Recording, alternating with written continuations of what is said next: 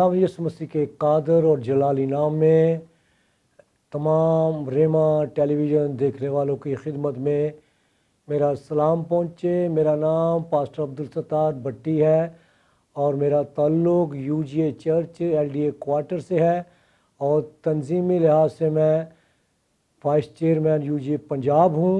और मैं शुक्रगुज़ार हूँ रेमा टेलीविज़न के लिए कि जिनके वसीला से खुदा का कलाम दुनिया के कोना कोना में पहुँच रहा है और खुदा के अजीम खादम रेवरेंड डॉक्टर डैनियल खादम साहब के लिए कि खुदा ने जिनको एक बहुत बड़ा रोया दिया कि क्यों ना मीडिया के वसीला से खुदा के कलाम को लोगों तक पहुंचाया जाए।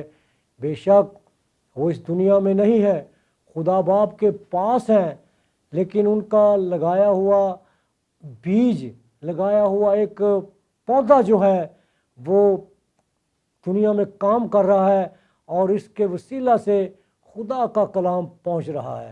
और शुक्रगुज़ार इनकी सारी टीम के लिए, खुदा इन्हें बड़ी बरकत दे और अपने नाम जलाल के लिए बड़ी कसरत के साथ इस्तेमाल करे।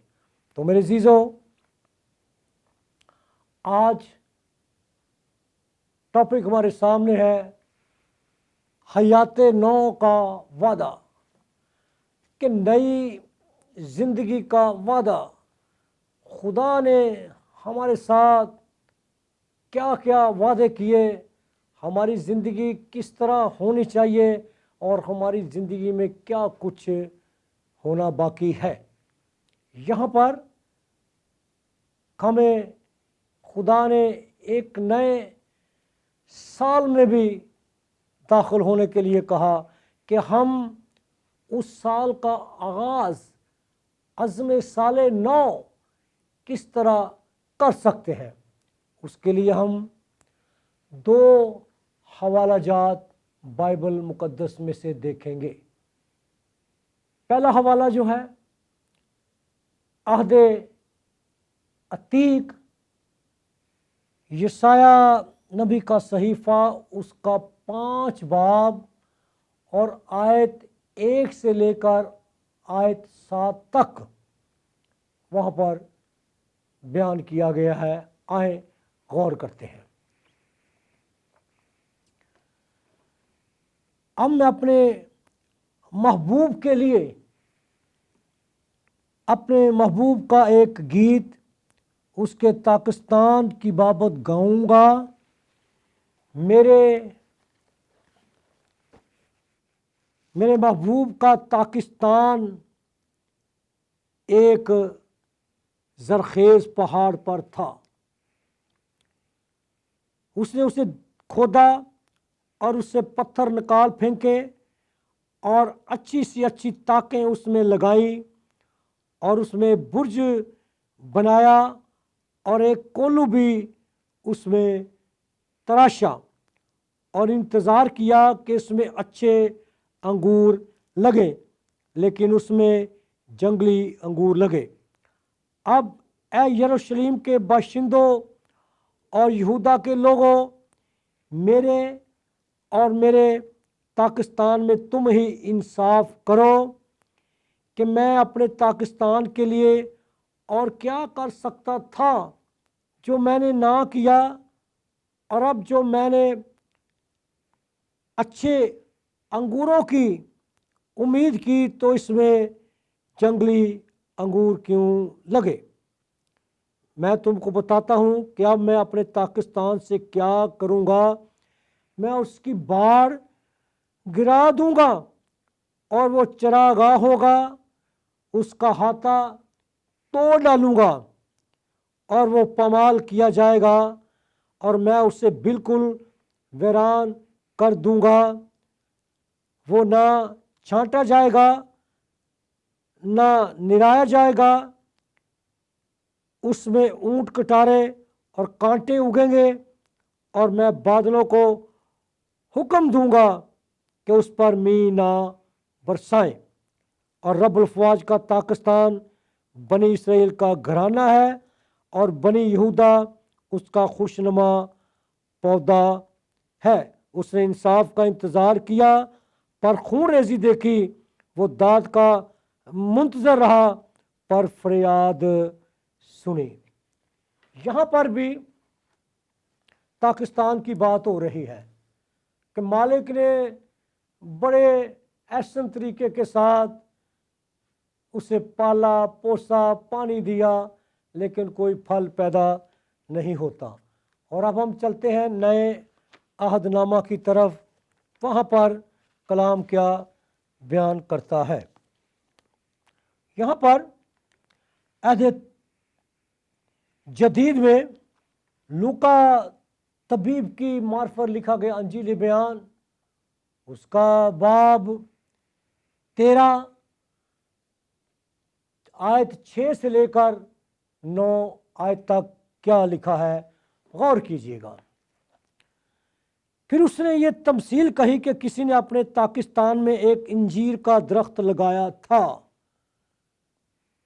یہ تمثیل یسوع المسیح بیان کر رہا ہے۔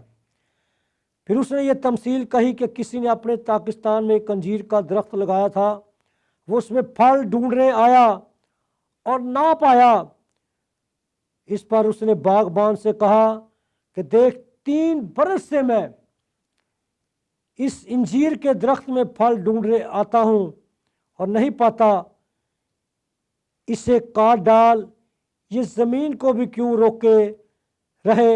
اس نے جواب میں اس سے کہا، اے خداوند، اس سال تو اور بھی اسے رہنے دے تاکہ میں اس کے گرد تھالا کھودوں اور کھاد ڈالوں، اگر آگے کو پھلا تو خیر، نہیں تو اس کے بعد اسے کاٹ ڈالنا۔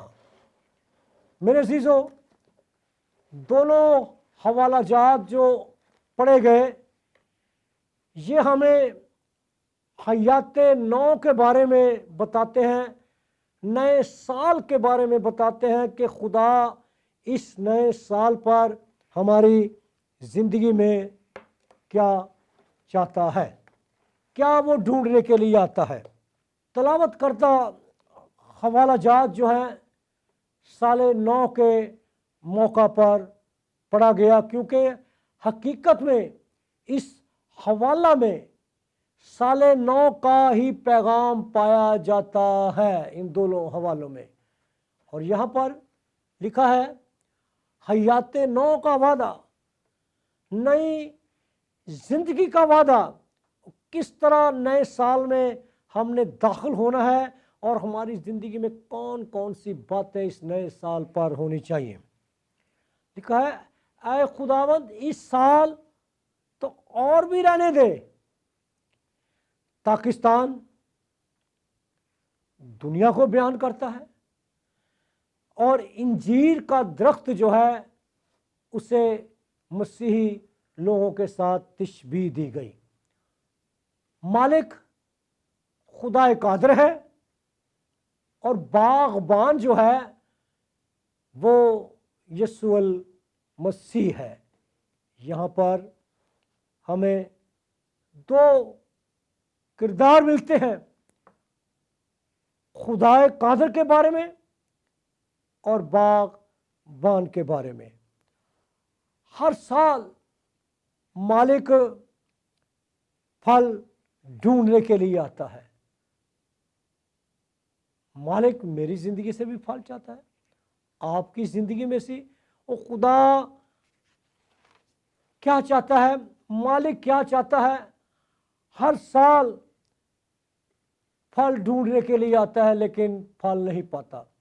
پاکستان میں انجیر کا درخت ایک انوکھا دکھائی دیتا ہے، وہ منفرد ہی دکھائی دیتا ہے۔ مالک نے اسے بڑی چاہت کے ساتھ بڑے شوق سے لگایا تاکہ وقت پر اس کا پھل جو ہے وہ حاصل کر سکے۔ باغبان نے بھی اس پر بڑی توجہ دی کہ اس کی خدمت کرنے میں کوئی کسر باقی نہ اٹھا رکھی۔ مالک بڑی امیدیں لے کر اس میں سے پھل ڈھونڈنے آتا ہے اور آتا رہا، لیکن یہ ہر مرتبہ اسے مایوسی ہی ہوتی کہ اس درخت میں پھل نہیں لگتا تھا۔ آخرکار تنگ آ کر اس نے باغبان سے شکایت کی۔ باغبان سے کہا، یہ شکایت کی کہ 3 سالوں سے میں پھل ڈھونڈنے آ رہا ہوں، لیکن میں مایوس ہی لوٹتا ہوں، مایوسی کے سوا مجھے کچھ حاصل نہیں ہوتا، اسے کاٹ ڈال، یہ زمین کو بھی کیوں روکے رہے۔ باغبان بہت زیادہ پریشان ہو گیا، کیونکہ باغبان اس کی دیکھ بھال کرتا تھا، پانی دیتا تھا۔ وہ پریشان ہو گیا کیونکہ وہ جانتا تھا کہ اس نے اس پر کتنی زیادہ مشقت کی، دن رات اس کی نگہبانی کی۔ ایک شخص جب کوئی پودا لگاتا ہے، اس کی نگہبانی حفاظت کرتا ہے، تو جب کوئی دوسرا شخص آ کر اسے کاٹ دیتا ہے تو اسے بڑا دکھ ہوتا ہے۔ اسی طرح باغبان نے اس کی بڑی حفاظت کے ساتھ اسے رکھا، اور باغبان بہت پریشان ہو جاتا ہے۔ آخر باغبان جو ہے وہ کیا کرتا ہے، اس نے مالک سے عاجزانہ التجا کی، اور التجا کیا کرتا ہے، اے خداوند، اس سال تو اور بھی اسے رہنے دے، تاکہ میں اس کے گرد تھالا کھودوں، کھاد ڈالوں، اگر آگے کو پھلا تو خیر، نہیں تو اس کے بعد کاٹ ڈالنا۔ اب 1 سال کی مہلت مل گئی۔ جیسا کہ میں نے پہلے بتایا کہ ہمیں انجیر کے درخت سے تشبیہ دی گئی، وہ پھل نہیں لاتا، لیکن خدا جو ہے وہ خدا قادر کہتا ہے اسے کاٹ ڈال، لیکن باغبان نے 1 سال کا ٹائم لے لیا، 1 سال کی مہلت مل گئی۔ 1 سال کی جب مہلت مل گئی تو اب ہمیں بھی خدا نے ایک نیا سال دیا۔ پرانے سال میں ہم جو کام نہیں کر سکے وہ ہم نئے سال میں کرنے ہیں۔ اب خدا کس قسم کا پھل چاہتا ہے، غور کیجئے۔ خدا میری اور آپ کی زندگی سے کس قسم کا پھل چاہتا ہے؟ نمبر 1، روح کا پھل۔ روح کا پھل جس کی زندگی میں ہوگا تو اس کی زندگی میں چند ایک باتیں جو یہاں پر ہمیں ملتی ہیں کلام اقدس میں وہ بیان کرتا ہوں۔ غلطیوں کا خط جب ہم دیکھتے ہیں اس کا 5 باب اور اس کی 22 آیت، روح کے پھل کے بارے میں یہاں پر ہمیں بتایا گیا کہ روح کے پھل کیا ہیں اور ہمیں کس طرح وہ استعمال کرنے کی ضرورت ہے۔ مگر روح کا پھل محبت، خوشی، اطمینان، تحمل، مہربانی، نیکی، ایمانداری، حلم، پرہیزگاری ہے۔ یہ ہے روح کے پھل۔ اگر کسی شخص کے اندر یہ پھل نہیں ہے روح کے، تو اس کی زندگی جو ہے وہ بالکل بیکار ہے۔ مالک آئے گا، وہ کاٹ ڈالے گا، بولے گا یہ جگہ کو بھی کیوں روکے رکھے، اس کی زندگی میں تو کچھ ہے ہی نہیں۔ اس لیے ہماری زندگی میں روح کا پھل ہونا بہت ضروری ہے۔ محبت۔ اگر میں آدمیوں اور فرشتوں کی زبانیں بولوں اور محبت نہ رکھوں تو میں ٹھن ٹھناتا پیتل اور جنجناتی جانچ ہوں۔ یہ ہے روح کا پھل، محبت سب سے بڑا۔ اس کے بعد دوسرا نور کا پھل. ہماری زندگی میں اندھیرا نہیں ہونا چاہیے بلکہ ہماری زندگی میں نور ہونا چاہیے. اور نور کا پھل جو ہے وہ کیا ہے؟ غور کیجئے نور کا پھل کیا چیز ہے. افسیوں کا خط جب ہم دیکھتے ہیں اس کا 5 باب اور اس کی آیت 9 میں لکھا ہے اس لیے کہ نور کا پھل ہر طرح کی نیکی اور راست بازی اور سچائی ہے. سچی باتیں اگر آپ کسی کو کہیں گے تو اس کو کڑوی لگتی ہیں، لیکن نور کے پھل میں ہمیں ان باتوں پر غور کرنے کی ضرورت ہے کہ نور کا پھل ہے کیا. نور کا پھل ہر طرح کی نیکی ہے. ہمیں دوسروں کے ساتھ بھلائی کرنی ہے، نیکی کرنی ہے، تبھی ہماری زندگی میں نور کا پھل جو ہے وہ اجاگر ہوگا. تیسری بات راست بازی کا پھل. اگر راست بازی کا پھل ہماری زندگی میں ہوگا، مالک آئے گا تو وہ ہمیں کبھی بھی پاکستان میں سے کاٹے گا نہیں. راست بازی کا پھل بھی وہ ہماری زندگی میں سے دیکھنا چاہتا ہے. فلپیوں 1 باب اور اس کی 11 آیت میں صاف طور پر لکھا راست بازی کے پھل سے. اب راست بازی کا پھل جو ہے وہ کس طرح ہماری زندگی میں آئے گا؟ اور راست بازی کے پھل سے جو یسوع مسیح کے سبب سے ہے. کس کے سبب سے ہے؟ یسوع مسیح کے سبب سے ہے. بڑے رہو تاکہ خدا کا جلال ظاہر ہو اور اس کی ستائش کی جائے. یسوع مسیح کے سبب سے راست بازی کا پھل جو ہے وہ ہماری زندگی میں ہونا چاہیے. ہر طرح کے نیک کاموں کا پھل ہماری زندگی میں ہو. مالک کو ہم نے حساب دینا ہے. مالک آئے گا حساب لے گا کہ کیا کیا چیزیں تو نے اپنے دل میں رکھی ہیں. میں نے تجھے ایک نیا سال دیا ہے.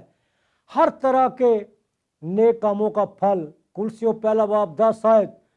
تاکہ تمہارا چال چلن، اب بات ہو رہی ہے چال چلن کی، تاکہ تمہارا چال چلن خداوند کے لائق ہو اور اس کو ہر طرح سے پسند آئے اور تم میں ہر طرح کے نیک کاموں کا پھل لگے اور خدا کی پہچان میں بڑھتے جاؤ. کس کی پہچان میں؟ خدا کی پہچان میں بڑھتے جاؤ. اس قسم کا پھل خدا ہماری زندگی سے چاہتا ہے. میرے عزیزوں، مالک نے ہمیں 1 سال دیا. سال مالک نے دیا ہے ہمیں. اس سال میں ہماری زندگی میں یہ پھل جو ہے وہ آنے چاہیے اور صداقت کا پھل بھی ہماری زندگی میں ہونا چاہیے.